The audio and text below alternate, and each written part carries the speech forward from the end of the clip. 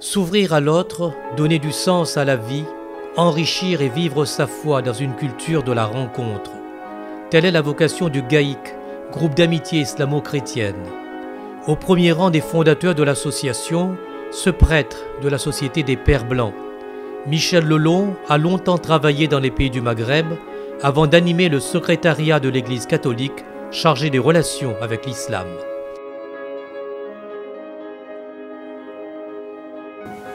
Je suis français, j'aime la France, je suis catholique, prêtre catholique, profondément attaché à ma foi au Christ, sous des formes différentes. J'ai été vraiment entièrement dans le problème des relations entre les chrétiens et les musulmans. Et j'ai vécu d'abord cette relation à l'université à Alger, où j'étais étudiant pour faire mes études universitaires, à Paris d'abord et après Alger. Ensuite, j'ai vécu 20 ans en Tunisie, et puis je suis revenu en France. J'ai été appelé en France en 1975, au moment où le Vatican a demandé que dans tous les pays, y compris en Europe, où il y avait à ce moment-là pas beaucoup de musulmans, le Vatican a demandé que les églises d'Europe consacrent une équipe au problème des relations avec les musulmans. Alors j'ai été appelé pour m'en occuper en 1975, et c'est comme ça que depuis 1975, je suis à Paris.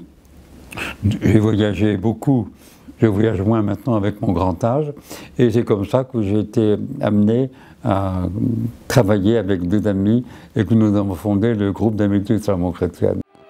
Le père Lelon rejoint alors Mustapha Chérif, philosophe, professeur d'université. Lui aussi veut faire tomber les préjugés et jeter les bases d'un dialogue sincère entre croyants. Une cause qu'il a eu l'occasion de plaider au Vatican auprès de Jean-Paul II, puis de Benoît XVI et plus récemment lors d'une audience privée avec le pape François. Mustapha Chérif se présente comme un chercheur. Chercheur, pas seulement au sens intellectuel, mais évidemment au sens des valeurs de l'esprit, qui a comme vocation de vouloir apprendre à vivre en conformité à ce qui devrait être vrai, beau et juste. Et depuis plus de 40 ans, engagé dans le dialogue islamo-chrétien. Et j'aime beaucoup dire dans l'amitié islamo-chrétienne. Qu'est-ce qui vous a amené à vouloir bâtir quelque chose qui s'appelle aujourd'hui le GAIC? Il y avait 3 raisons nécessaires et suffisantes. Et la première, c'est que je me rendais compte que j'étais à la fois du Nord et du Sud, d'Orient et d'Occident, à la fois algérien et assumant ma francité dans toutes ses dimensions culturelles, civilisationnelles, musulman au sens universel, méditerranéen sans doute. Donc, dans cette totalité et la plénitude et de l'être, je me rendais compte que cette multi-appartenance faisait, et de moi, comme de tous ceux qui s'inscrivent dans cette ligne, des traits d'union, des passeurs entre les deux rives. Et malheureusement, je constatais qu'il y avait une certaine méconnaissance, que l'islam était méconnu, qu'il y avait des préjugés à l'intérieur même de la communauté musulmane, et évidemment au niveau des sociétés européennes modernes. Et que cette multi-appartenance était devenue vraiment un devoir, une obligation, d'essayer d'expliquer aux uns et aux autres comment il fallait vivre ensemble. Parce que la plus grande des épreuves, c'est le vivre ensemble.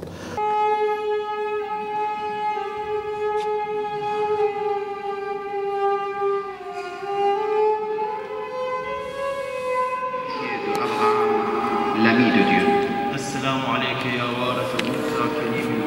Salut à toi, ô héritier de Moïse, celui qui s'est adressé à Dieu. Salut à toi, ô héritier de Jésus, l'âme de Dieu.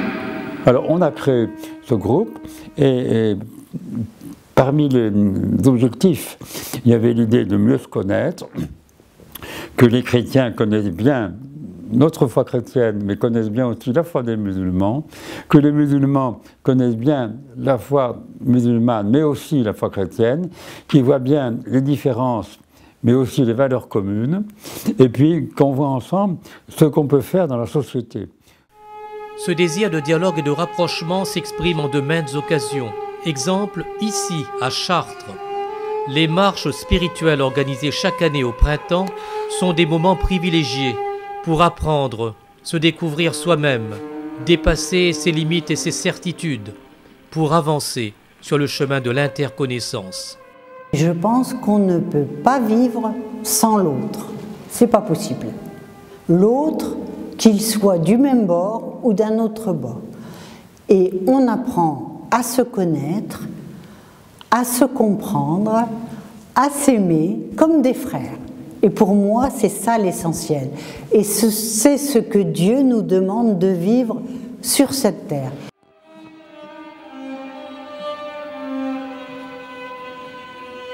Chrétiens et musulmans, nous allons à Chartres puisque cette cathédrale est dédiée à Marie et donc nous avons besoin d'une figure spirituelle à laquelle s'identifier, non pas pour l'adorer, mais pour imiter son exemple en allant chacun seul vers Dieu et avec les autres croyants. Et il y a une autre aussi initiative qui est de trouver une figure musulmane et chrétienne à la fois. Et on a choisi Frère François d'Assise et l'émir Abdelkader. Deux époques différentes, même si Abdelkader n'a pas un enracinement durable en France, mais moi je dis toujours que les grandes figures spirituelles sont des sans domicile fixe. En plus, ils sont vivants au sein de Dieu, donc ils agissent par une grâce particulière sur notre passage dans ce monde.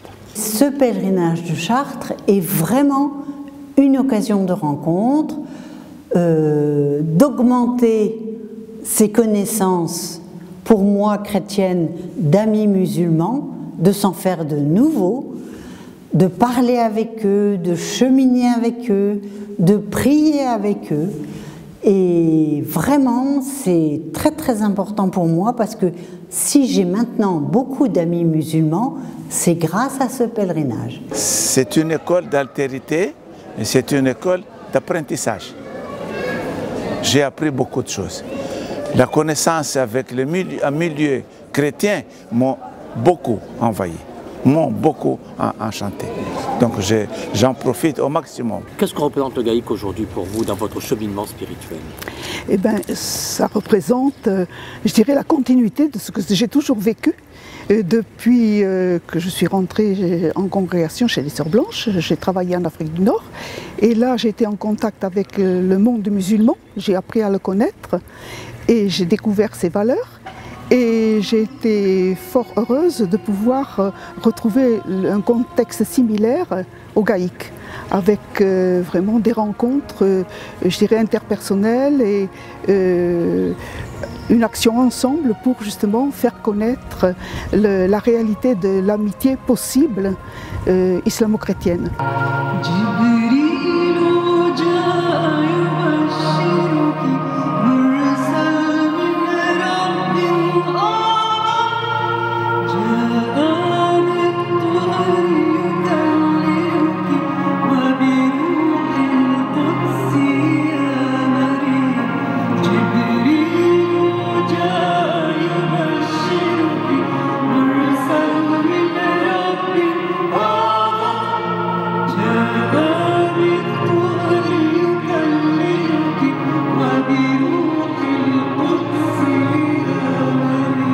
Aujourd'hui, en France, nous vivons une communauté de destin. Et cette communauté de destin, elle est entre nous et nous avons à catalyser pour que cette communauté s'étende aux autres croyants et aux humanistes. Parce que c'est par les hommes et les femmes que se développeront une amélioration de ces contacts, un développement du respect de l'autre, un développement de l'acceptation de la croyance et du vécu de l'autre.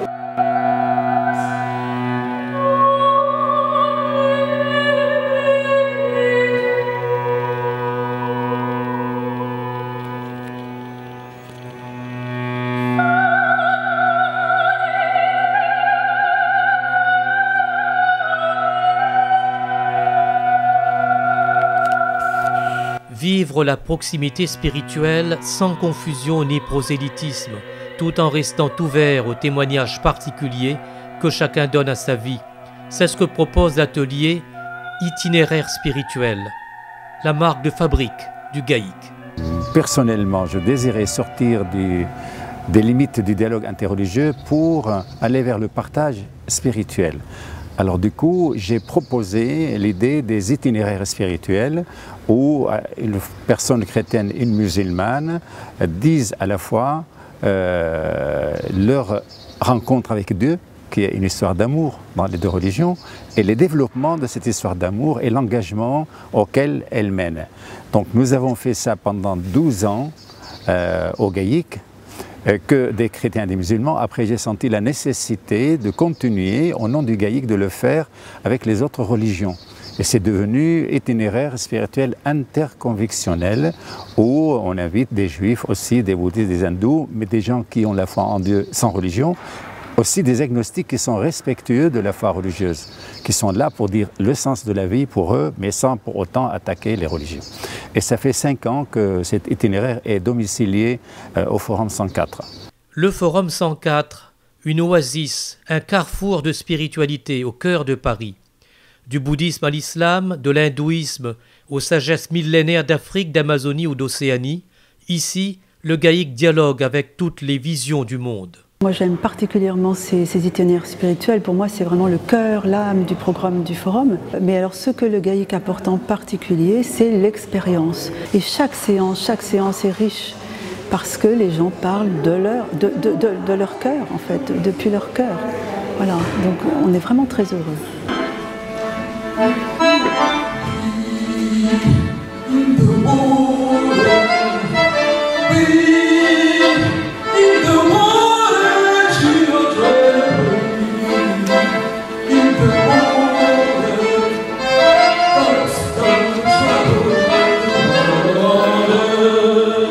Moi, je viens d'un monde, le monde bantou, un monde où l'accueil de l'autre est fondamental. Et voilà, c'est ce que je retrouve au GAIC. Jésus, le Christ, nous dit « aimez-vous les uns les autres ». Voilà, et c'est un amour qui est sans frontières. Et je pense qu'au GAIC, justement, nous mettons en pratique cette injonction du Christ. Qu'est-ce qui vous pousse à continuer ce travail? J'ai une réponse toute simple qui peut paraître naïve, mais c'est Dieu. Voilà. Je n'ai pas d'autre réponse, c'est lui qui m'appelle. Sans lui, je ne suis rien, sans lui, je ne peux rien faire. Et c'est vraiment lui qui me pousse. Voilà, je me laisse pousser par le souffle.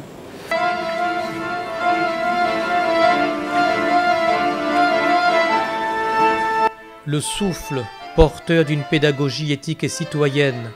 Créée en 2001, la CERIC, Semaine de rencontres islamo-chrétiennes, donne lieu chaque année au mois de novembre à des rassemblements culturels, des débats et séminaires, des actions communes de solidarité.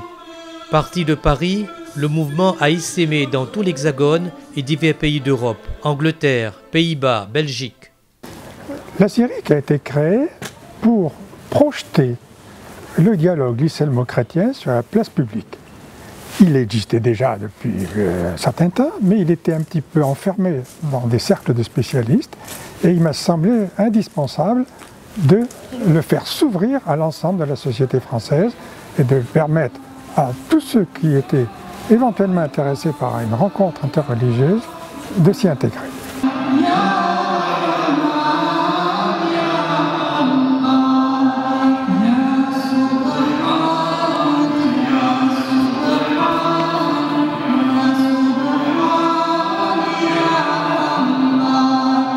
Le GAIC a été pour moi une initiation au dialogue interreligieux. C'était vraiment la première fois que je découvrais le dialogue entre l'islam et le christianisme.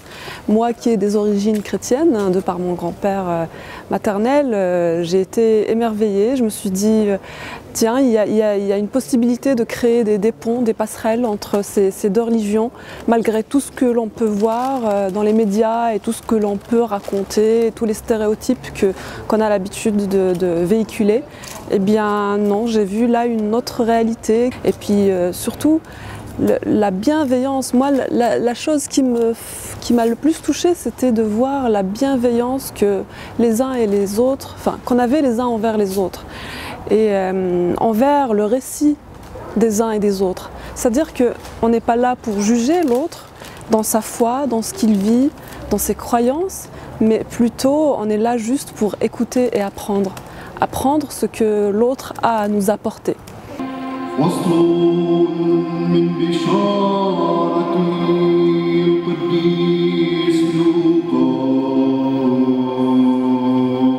Ce que les GAIC a fait jusqu'à aujourd'hui, c'est formidable parce que c'est un travail de rencontre humain. Parce qu'avant d'être chrétien, musulman, juif, etc., on est des êtres humains. On est créé par ce même Dieu. Il faut être honnête, vraiment de croire dans la possibilité de vivre ensemble. On n'a pas besoin de faire de dialogue théologique, ni sur la pensée, sur la doctrinale, mais l'essentiel, c'est ce vivre ensemble, cette rencontre humaine que nous pouvons réaliser ensemble. Avec Michel Leland, nous avons vraiment mis l'accent premièrement sur l'indépendance. Un groupe indépendant qui s'appuie sur la richesse des convictions et de la foi, dans ce partage, dans cette solidarité entre croyants. Et en même temps, un groupe ouvert sur ce monde dans lequel nous sommes, qui s'est construit, il faut le dire, de manière areligieuse, sans spiritualité, sans religiosité. Donc sans vouloir imposer quoi que ce soit à quiconque, nous avions été un peu prémonitoires, nous avions eu cette vision que si on croit que la spiritualité est sortie de la vie, que la religion est sortie de la vie, comme on dit, d'enseignement, c'était une grande erreur. Que le sacré, sans avoir besoin de le généraliser, sans sombrer dans je ne sais quel totalitarisme, le sacré, le transcendant, était logé au cœur de l'humanité et aucune idéologie, aucune politique ne pouvait l'éliminer. Il fallait au contraire y travailler de telle manière à ce qu'il prenne la bonne direction, celle du vivre ensemble et celle de la fraternité, dans la franchise, dans la politesse, dans la convivialité. C'est cela.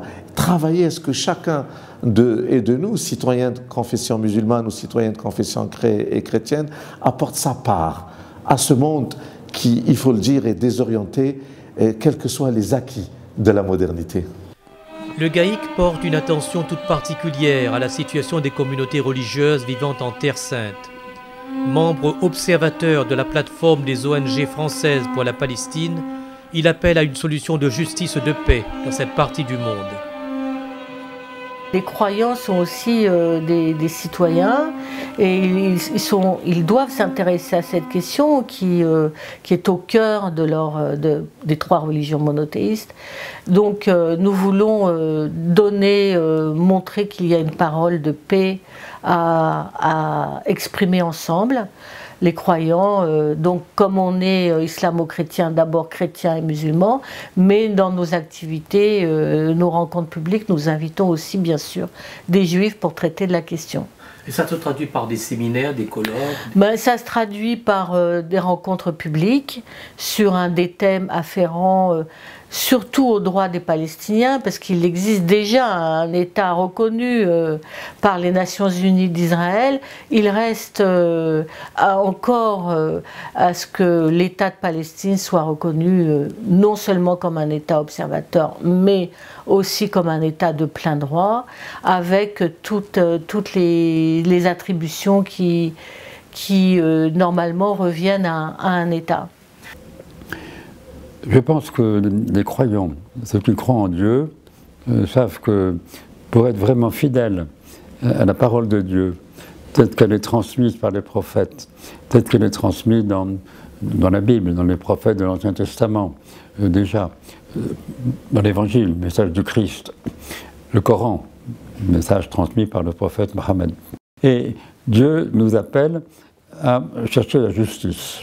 La justice, la fraternité entre les peuples. Alors, parmi les très nombreux problèmes qu'il y a dans le monde, il y a énormément de situations de conflits, d'injustice, de souffrance, mais il y en a quand même un qui doit nous concerner directement, nous les croyants, que nous soyons juifs, chrétiens, musulmans, c'est la Terre Sainte. Quel est le message que vous souhaiteriez faire passer dans l'optique de l'atelier Israël-Palestine? Oui, mais le président de la République au Bernardin appelé les catholiques à s'exprimer comme citoyens avec leur sensibilité catholique.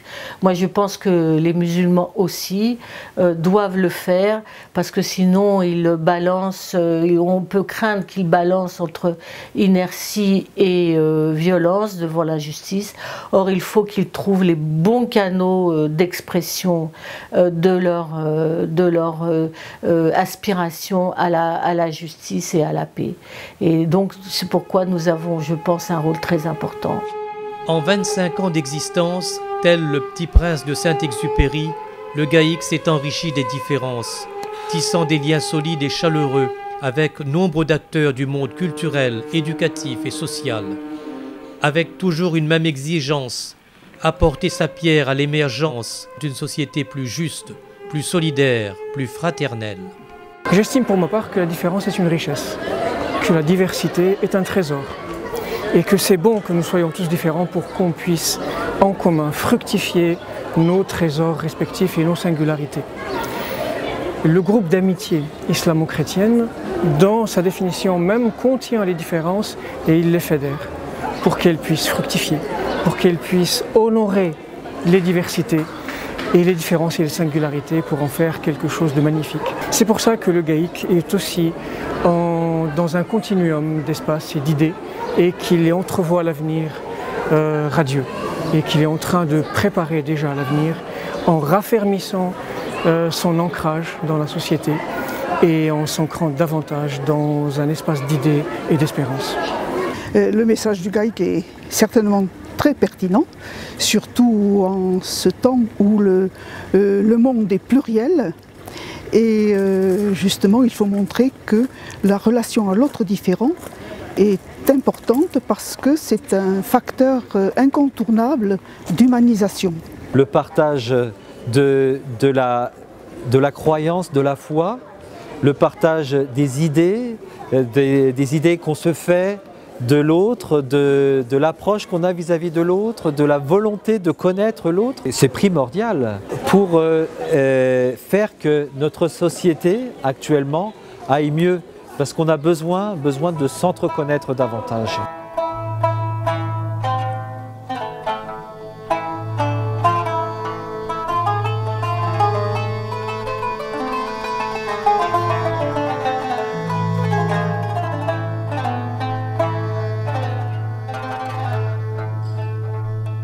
Tu choisiras le dialogue. Tu choisiras le dialogue parce que, en définitive, c'est une façon de choisir la vie. Qu'est-ce que la vie, en effet, si ce n'est le temps que Dieu nous donne pour nous préparer à sa rencontre? Tu choisiras le dialogue parce que c'est aussi ta responsabilité pour cette partie du monde et de l'histoire que Dieu confie à ta prière, à ton discernement et à ton espérance. Et puis tu choisiras le dialogue parce que Dieu lui-même a choisi de l'engager avec toi, avec une infinie patience, une inlassable confiance et une invincible obstination.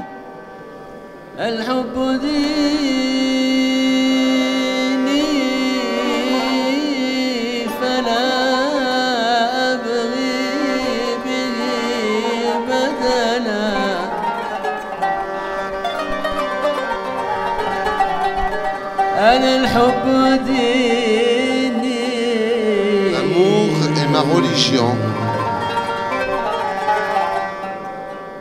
Le GAIC, ce sont pour nous des grands frères, des personnes qui sont engagées depuis beaucoup plus longtemps que nous dans le dialogue entre chrétiens et musulmans. Et donc, pour moi, le GAIC représente des personnes qui ont une expérience et qui ont su développer cette amitié profonde. Je vois dans le GAIC un contenu intellectuel qui me touche. Il y a des références intellectuelles, doctrinales, c'est solide. Et en même temps, il y a ce lien de fraternité et d'amitié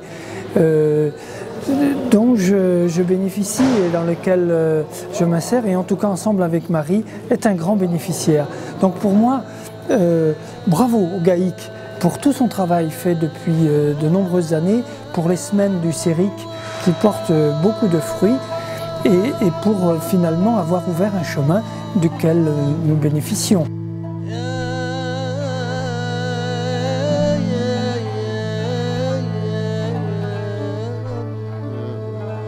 Organisées de concert avec l'association Ephésia, les rencontres Ensemble avec Marie offrent sans doute l'une des plus belles expressions du vivre ensemble dans la paix, dans la spiritualité du dialogue et la diversité des traditions.